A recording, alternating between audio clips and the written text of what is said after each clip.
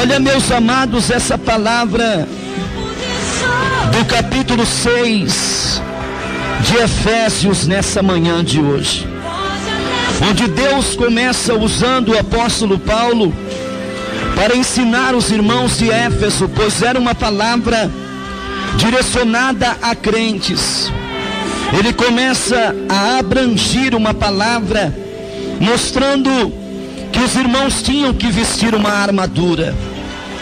Eu entendo que quando Paulo traz essa linguagem falando de armadura de Deus, é porque ele traz uma linguagem figurativa, ele traz uma linguagem simbólica, porque era até costume nessa época deles de usarem essas armaduras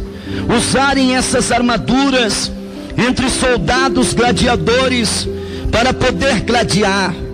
E com certeza, quando Paulo está trazendo essa linguagem simbólica, falando a respeito da armadura, eles estavam entendendo muito bem.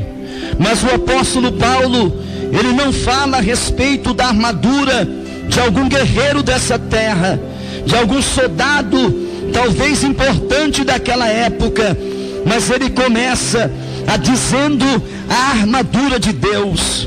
Eu creio que muitos devem ter olhado e devem ter pensado, peraí, mas será que Deus tem armadura? Será que Deus tem armadura? Existe um nome que é chamado Jeová Sabaoth. Jeová Sabaoth significa o Senhor, Ele é o Senhor dos exércitos. O nosso Deus, Ele é chamado pela Bíblia em muitas ocasiões como o Senhor dos exércitos, um Deus de guerra, um Deus de batalha tanto nos montes, como um Deus de batalha também na terra e nos vales. E quando o apóstolo Paulo, ele está dizendo no capítulo 6, ele começa dizendo no demais, irmãos meus, temos que nos fortalecer no Senhor, na força do seu poder. Nós sabemos que no poder de Deus há uma força, meu ouvinte, para nós atravessarmos as dificuldades diárias.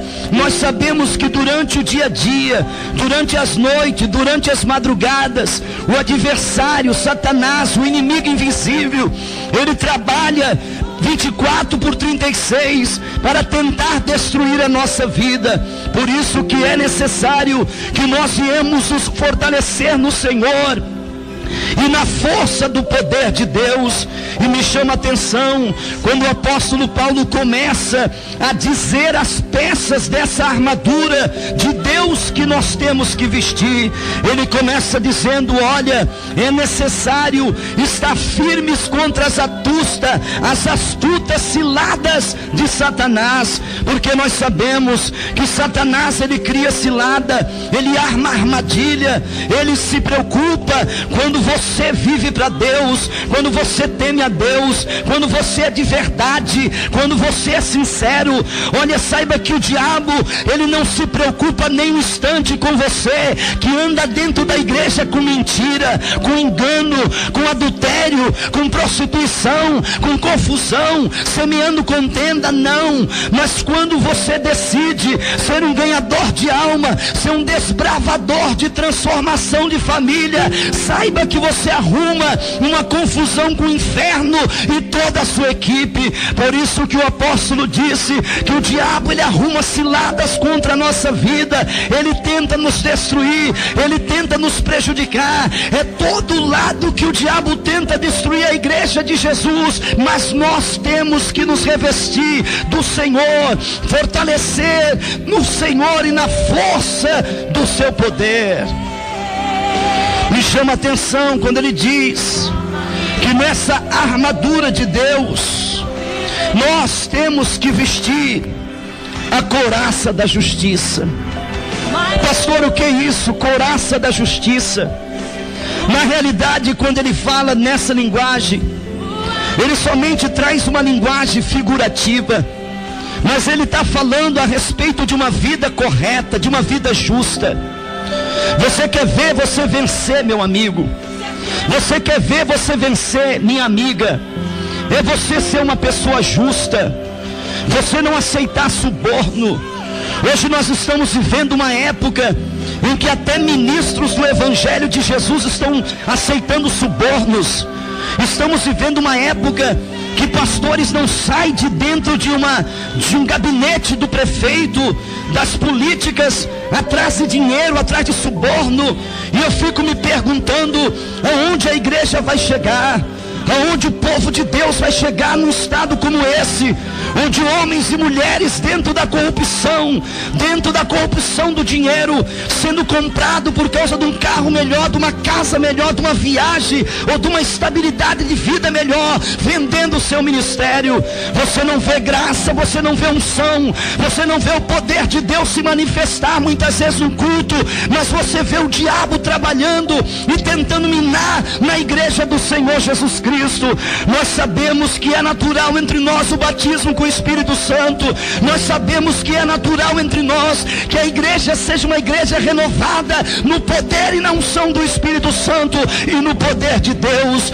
Mas o adversário de nossas almas, ele está trabalhando para tentar degredir a imagem dos homens e das mulheres de Deus. Por isso, não aceite suborno na sua vida, não aceite ser comprado, não aceite ser ministro comprado, não aceite ser pregador comprado, não aceite ser pastor comprado. Não, pastor, mas eu preciso. O sangue de Jesus tem poder.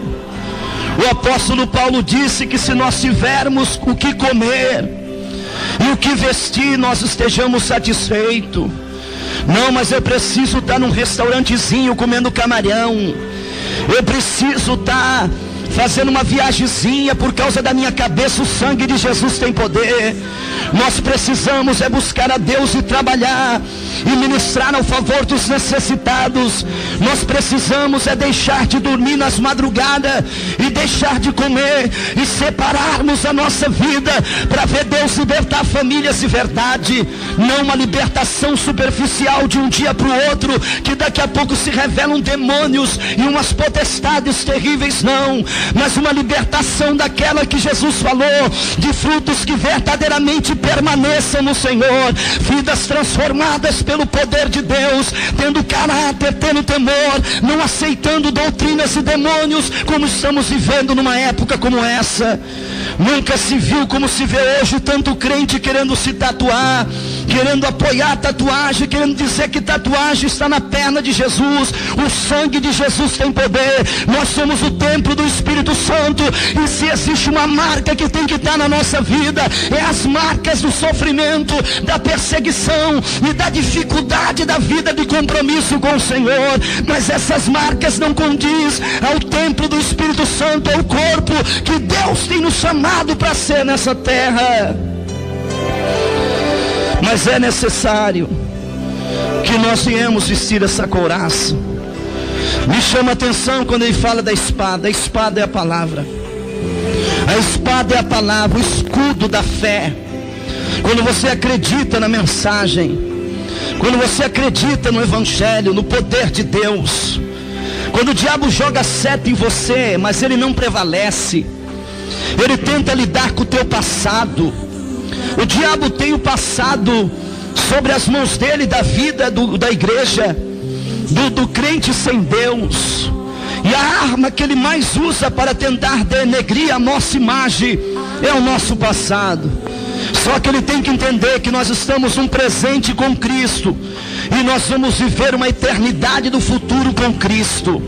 E ele está repreendido nessa manhã, ele está derrotado para sair do nosso caminho, em nome de Jesus Cristo. Amém e graças a Deus. É o pão diário dessa manhã, ouvinte. Bom dia.